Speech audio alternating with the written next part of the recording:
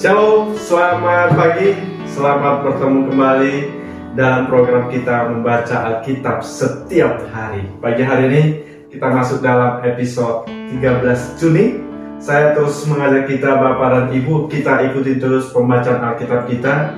Mari kita terus bertumbuh di dalam firman Tuhan. Mari kita jadikan firman Tuhan ini, Alkitab kita ini menjadi bacaan harian bagi kita untuk meneguhkan iman percaya kita. Amin. Sebelumnya saya undang kita mari berdoa bersama. Bapa yang baik, terima kasih Tuhan buat anugerah-Mu pagi hari ini bagi kami. Kami boleh kembali membaca Alkitab menjadi renungan harian bagi kami. Dan bahkan kami boleh mendengarkan firman Tuhan. Renungan singkat pagi ini, Roh Kuduslah yang menolong, Roh Kudus yang memberkati firman-Mu. Di dalam Yesus Kristus kami berdoa, haleluya, amin. Baik, pagi hari ini tema bagi kita, berbahagialah mereka yang tidak melihat namun percaya. Berbahagialah mereka yang tidak melihat namun percaya. Saya bacakan dari Injil Yohanes pasal yang ke-20 ayat yang ke-29. Kata Yesus kepadanya, "Karena engkau telah melihat aku, maka engkau percaya. Berbahagialah mereka yang tidak melihat namun percaya."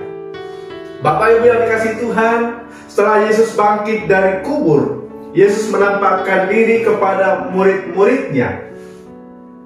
Pada satu waktu Yesus menampakkan diri kepada murid-muridnya, tetapi Thomas tidak ada dalam kumpulan itu. Dan murid-murid bercerita kepada Thomas bahwa mereka telah melihat Yesus. Tetapi Thomas berkata kepada mereka, "Sebelum aku melihat bekas paku dan sebelum mencucukkan tanganku ke dalam lambungnya, sekali-kali aku tidak akan percaya." Tetapi 8 hari kemudian Yesus menampakkan diri kepada murid-muridnya, dan saat itu ada Thomas di kumpulan itu. Di ayat yang ke-27 dikatakan, "Kemudian ia berkata kepada Thomas, taruhlah jarimu di sini dan lihatlah tanganku, ulurkanlah tanganmu dan cucukkan ke dalam lambungku, dan jangan engkau tidak percaya lagi, melainkan percayalah." Di dalam kehidupan ini tidak semua hal-hal yang kita tidak bisa lihat, tidak bisa kita panca indera kita tidak bisa melihat, tetapi kita harus percaya. Dan sebaliknya, tidak semua hal-hal yang kita tidak punya bukti kita bisa percaya. Ya, itulah yang terjadi dalam hidup ini, saudara ya. Ya misalnya kalau ada proyek, ya harus ada DP baru kita kerjakan, ya begitu. Ya, apalagi kita tidak kenal orangnya. Ya kalau nggak ada DP, nggak bakalan dikerjakan.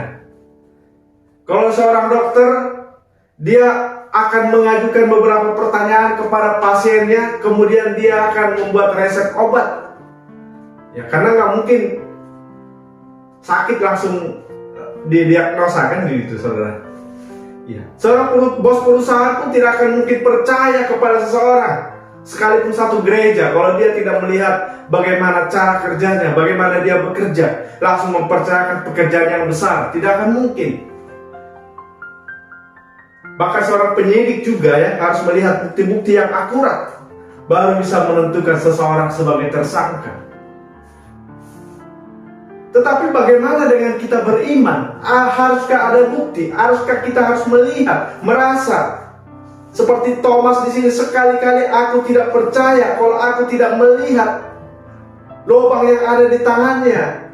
Sekali-kali aku tidak percaya kalau aku tidak mencucukkan jariku kepada lambungnya yang berlubang itu.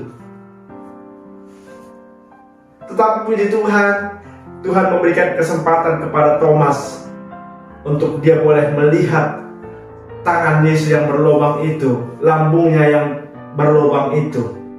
Dan Tuhan memberikan anugerah kepada Thomas. Tapi bagaimana kalau kita tidak ada kesempatan itu? Apakah kita tetap percaya kepada Tuhan?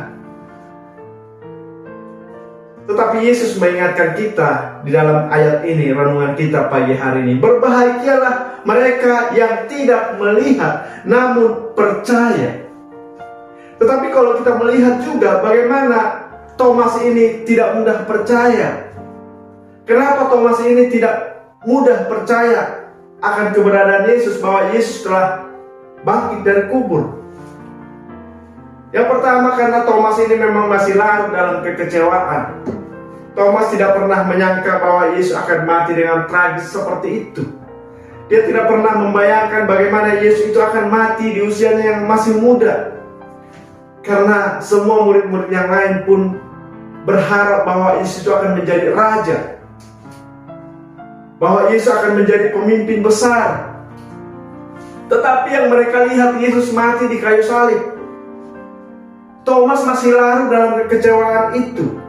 Ketika teman-temannya sesama murid-murid Tuhan berkata bahwa kami telah melihat Yesus, dia tidak mudah percaya. Demikianlah juga manusia yang larut dalam kekecewaan.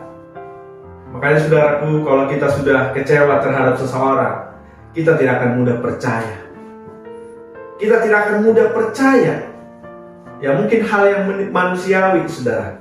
Tetapi bagaimana dengan kepercayaan kita kepada Tuhan? Apakah kita kecewa juga kepada Tuhan?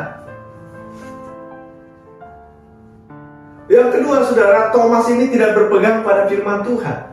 Sebelum Yesus mati, sudah berkali-kali Yesus mengatakan bahwa dia akan ditolak, dia akan dianiaya, dia akan mati. Dan pada hari yang ketiga dia akan bangkit dari kubur. Tetapi Thomas tidak mengerti firman Tuhan. Dia tidak berpegang kepada firman Tuhan. Makanya dia larut dalam kekecewaan itu. Dia larut dalam ketidakpercayaannya. Saudara yang kasih Tuhan, firman Tuhan mengatakan kepada kita, jangan khawatir. Kamu punya masa depan yang penuh harapan. Kamu akan naik dan bukan menjadi turun. Tetapi bagaimana kita menyikapi firman Tuhan?